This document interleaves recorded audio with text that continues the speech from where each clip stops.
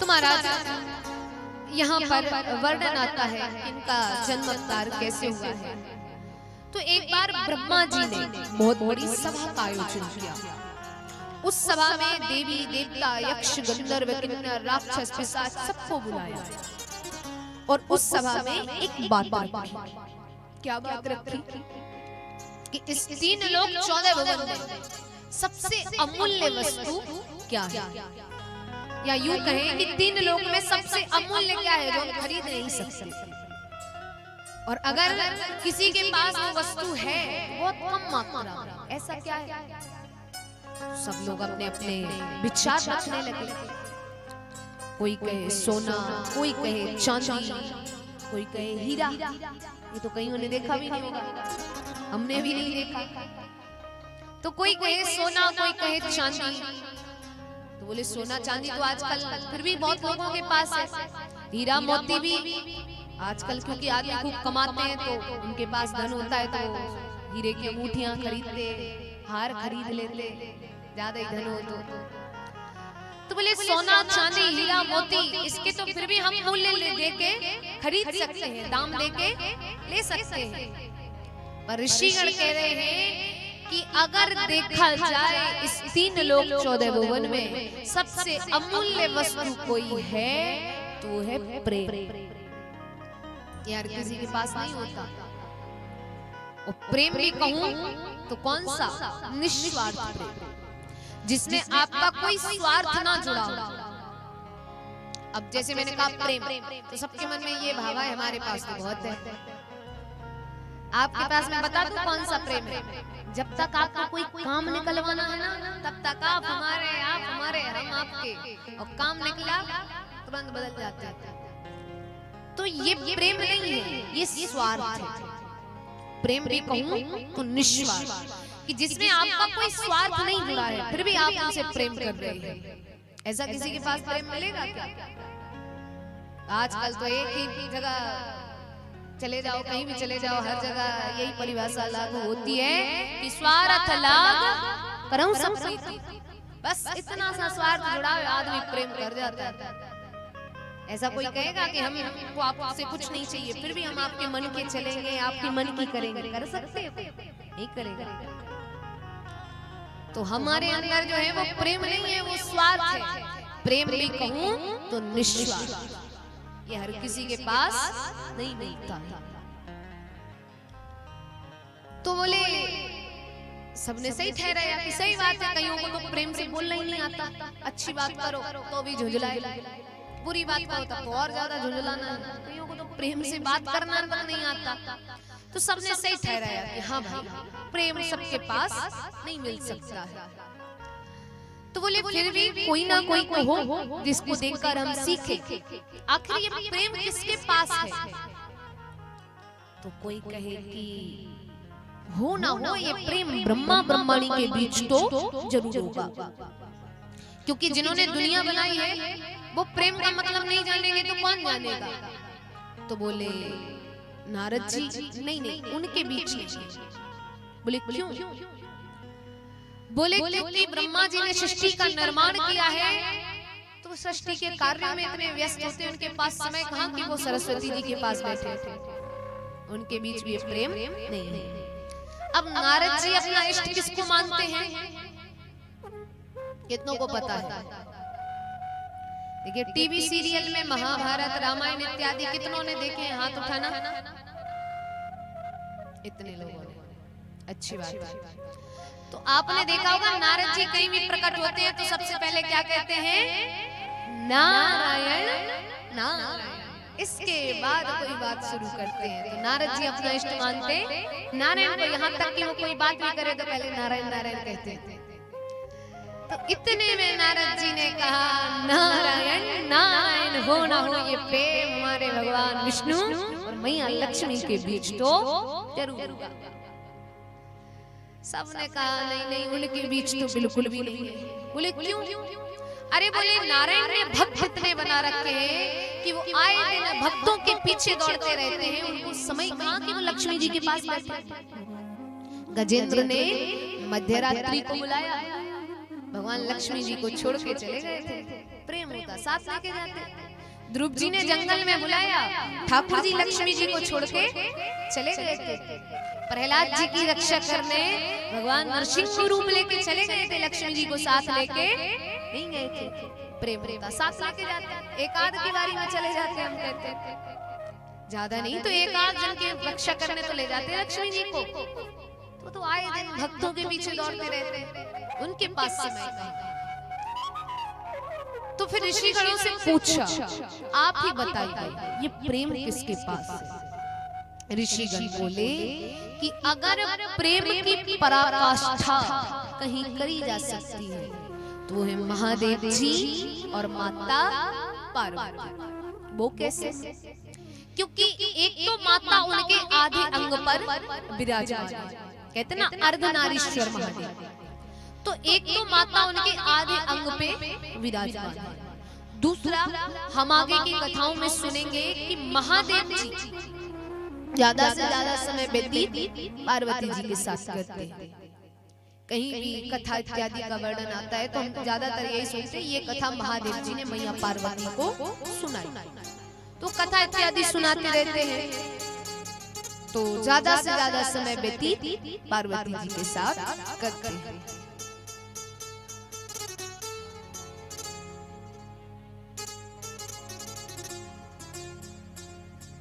अब महाराज यहाँ पर सबने सही ठहराया कि सही बात है, महादेव जी के बीच और मैया पार्वती के बीच ये प्रेम है। पर नारद जी को ये बात अच्छी नहीं लग रही है। नारद जी कहते मैं नहीं मानता ये प्रेम महादेव जी और मैया पार्वती के बीच है या नहीं है। बोले तो क्या किया जाए?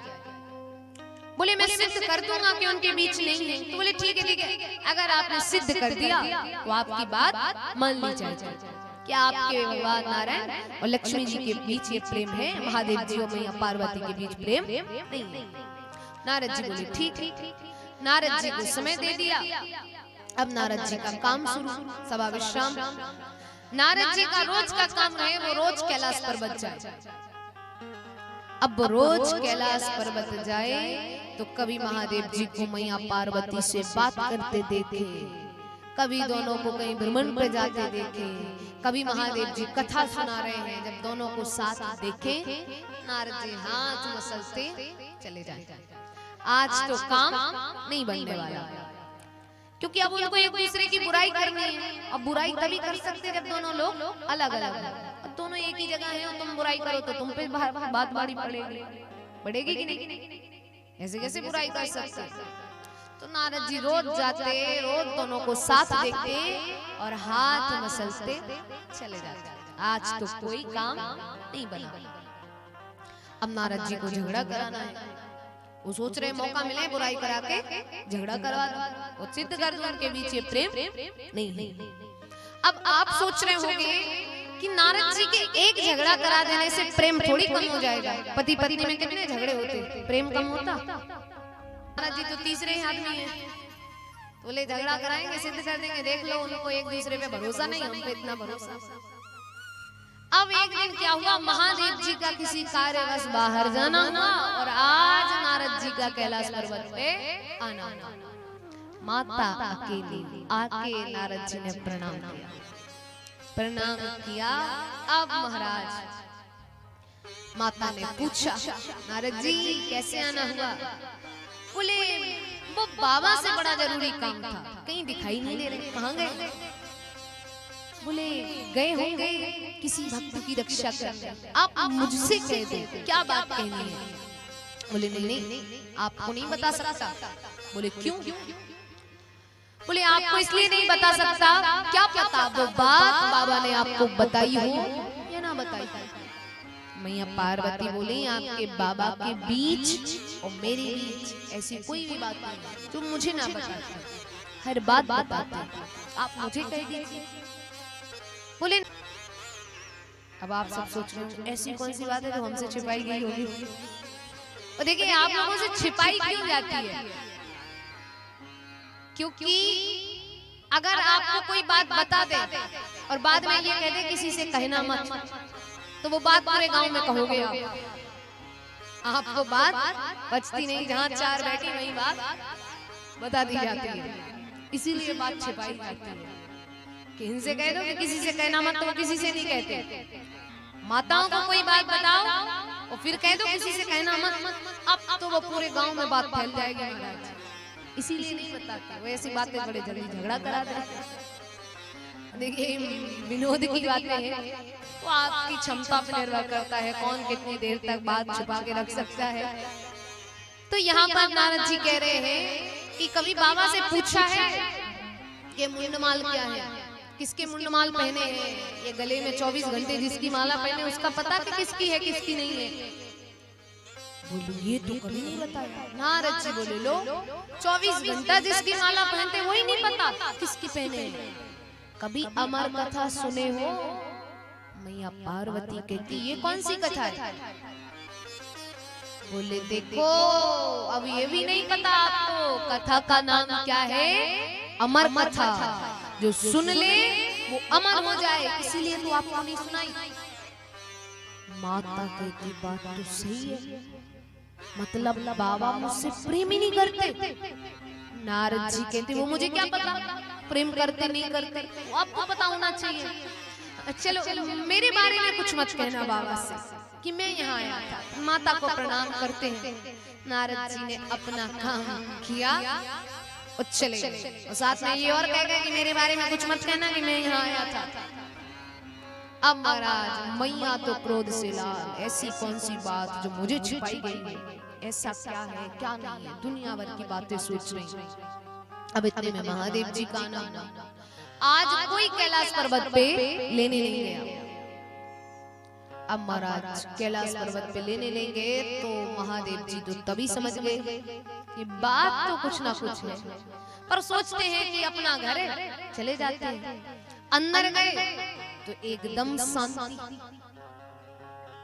अच्छा एक और बात है, जब घर की माताएं ज्यादा शांति में रहे या बात ना करे तो समझ जाइए कोई ना कोई मामला दर्ज हो चुका है,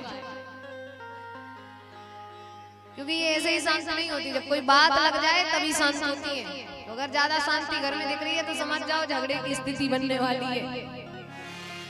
तो महादेव जी समझ तो रहे हैं कि सिग्नल तो वही मिल रहे हैं झगड़े वाले, अब करें तो क्या करें, अब बात शुरू कैसे करें। तो जैसे हमारे घरों में होता है ना, पति पत्नी में झगड़ा हो जाए तो बच्चों के माध्यम से बात होती है कि मम्मी से कह देना ऐसे ऐसे काम करना है, वो इधर से कहेंगे पापा से कह देना ऐसी ऐसी चीज चाहिए, वो बच्चा बेचारा इधर से उधर करता। तो यही दिमाग महादेव जी ने लगाया। महादेव जी कहते एक काम करते बच्चों की बात उठाते। तो बोले देवी गणेश कार्तिक कहीं दिखाई नहीं दे रहे, कहाँ? माता कहती दिन भर पास में जाके रखो, गए होंगे कहीं, मुझे क्या पता। अब जो जवाब मिला सिद्ध हो गया कि नाराज है। अब किस बात से नाराज है वो पता लगाना है। तो बोले आपकी तबीयत तो ठीक है? बोले हाँ बिल्कुल ठीक है। बोले जब तबीयत ठीक है तो भांग नहीं घोटी? माता कहती इसी के लिए भ्याग के लाए थे कि आपको जब देखो भांग घोट के रखो, गणेश को लड्डू बना के रखो, कार्तिक को खीर बना के। आज मैंने कुछ नहीं किया। और वो सब छोड़ो, पहले ये बताओ ये मुंडमाल किसके पहने हो? महादेव जी बोले कि ये आपके ही मुंडमाल है। किसी कारणवश आपकी मृत्यु हो जाती थी, मैं वियोग में चला जाता था, तो केवल आपकी जब अस्थि के मुंड बचते थे तो मैं उसको पहन लेता था गले में। तो जितने जन्म आपके होते गए उतने मुंडमाल मेरे गले में पड़ते गए। अब महादेव जी कह रहे बात तो कुछ ना कुछ है, कैसे पता लगा? महादेव जी ने नेत्र बंद करे, देखा क्या बात हो गई। नेत्र बंद करते ही नारद जी का दृश्य आया। बाबा कहाँ गए? मुंडमाल किसके? अमर कथा क्या है? प्रेम करते नहीं करते। अब तो महादेव जी कहे कि ये संत गण यही काम करते, अपना काम बनाते, मेरा काम बिगाड़ के चले जाते। तो वो कह रहे हैं क्या किया जाए? अब नारद जी तो काम करके गए हैं।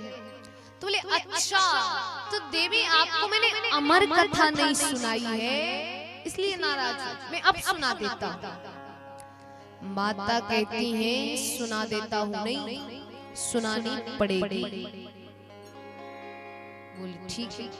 अब देखे अमर कथा क्या है, यही भागवत कथा ही अमर कथा है। तो बोले ठीक है मैं अब सुना देता हूं। महादेव जी सामने एक शिला पर बैठे, सामने मैया पार्वती बैठती हैं। अब महादेव जी पहली ताली बजाते हैं बैठते। पहली ताली का अर्थ है कि जितने भी जीव जंतु कैलाश पर्वत पे निवास कर रहे हैं वो कैलाश पर्वत को छोड़ के चले जाए। क्यों? क्योंकि कथा का नाम क्या है? अमर कथा। जो सुन लेगा वो अमर हो जाएगा। हर किसी को अमर तो नहीं कर सकते, है कि नहीं? अभी देखो आदमी की उम्र कितनी है, कितने जियोगे? 100 मुश्किल है कि 100 पार कर जाओ। 60, 70, 80, 90 ज्यादा से ज्यादा। 100 हो गई तो बहुत अच्छी बात। और 60, 70 में कितनी लीलाएं करते हो। अभी तो फिर भी डर रहे हो कि मरना है तो कुछ अच्छा कर लेते हैं। अमर और होते फिर तो और मनपसंद के पाप करते कि अब थोड़ी मरना है, अब तो अपन अमर हैं, जो मन आएगा वो करेंगे। अभी तो डर है, मरेंगे, नरकलोक भेज दिए जाएंगे, यातना मिलेगी, तो कुछ अच्छा कर लेते हैं। तो हर किसी को अमर नहीं कर सकते। तो पहली ताली का अर्थ कि सारे जीव जंतु कैलाश पर्वत को छोड़ के चले जाए। फिर महादेव जी ने दूसरी ताली बजाई और उनकी दूसरी ताली का अर्थ है कि 3 बार महादेव जी का त्रिशूल कैलाश पर्वत की परिक्रमा करे। ऐसा ना हो कोई जीव छिपके सुन ले, परिक्रमा करके आता है। फिर महादेव जी ने तीसरी ताली बजाई और तीसरी ताली बजाते ही मंद सुगंधित भक्ति में पवने बहने लगती हैं। कथा का वातावरण होता है, क्योंकि कथा ऐसे थोड़ी सुना सकते। आप कथा पंडाल में घूमो और कहो हम तो कथा सुन रहे हैं, ऐसे थोड़ी सुनी जाती है। मन एकाग्र होगा तो ही कथा सुन पाएंगे। अब आप कथा पंडाल में बात करो, कुछ दिन बाद आप देखना, आज पहले दूसरे दिन थोड़ी शांति रहती है, तीसरे दिन से बातें ही होती हैं कथा में। तो आप बात करो फिर कहो हम कथा सुन रहे हैं, ऐसे थोड़ी सुनी जाती है। वातावरण होना चाहिए जब, तब तो सुनाने वाले का मन लगे। तो मंद सुगंधित भक्ति में पवने बहने लगे, कथा का वातावरण बना। अब महादेव जी कथा सुनाने ही वाले हैं कि कहते हैं कि देवी मैं आपको कथा तो सुनाऊंगा, पर कथा में निद्रा रानी परीक्षा लेने को आती है। तो आप बीच बीच में हुंकारा भरते रहिए, बोलते रहिएगा, जिससे मेरी भी समाधि नहीं लगेगी और मुझे पता भी चलेगा आप सुन रही हैं, सो नहीं है। और आप देख लेना 7 दिन की कथा में 1-2 झपकी तो आएंगी ही आएंगी आपको। जैसे बोलेंगे बोलो बांके बिहारी लाल की, तो फिर नींद से जागोगे, कह रहे कथा भी चल रही है। तो महाराज उन्होंने कहा आप बीच बीच में हुंकारा भरते रहिए। जब उन्होंने ये बात कही तो वहीं एक पीछे कल्प वृक्ष लगा है, उस पर एक सूख वाला अंडे से बाहर निकलते हैं जो ये सारी बातें सुन रहे हैं। अब महाराज भोले बाबा कथा सुना रहे हैं। माता कुछ देर तक तो कह रही है स्वामी स्वामी स्वामी। फिर थोड़ी देर बाद माता की नींद लग गई। अब भोले बाबा कथा सुनाते जा रहे हैं, सुनाते जा रहे हैं, सुनाते जा रहे हैं, सुनाते जा रहे हैं। अब आप सोच रहे होंगे जब देवी सो गई तो ये क्यों सुनाते जा रहे, सुनाते जा रहे, सुनाते जा रहे, इनको रुक जाना चाहिए। तो वो इसलिए सुनाते जा रहे हैं क्योंकि मैया पार्वती तो सो गई, पर जो पीछे बैठा सूख वाला हुंकारा भर रहा है, वो कहने में लगा है स्वामी स्वामी स्वामी।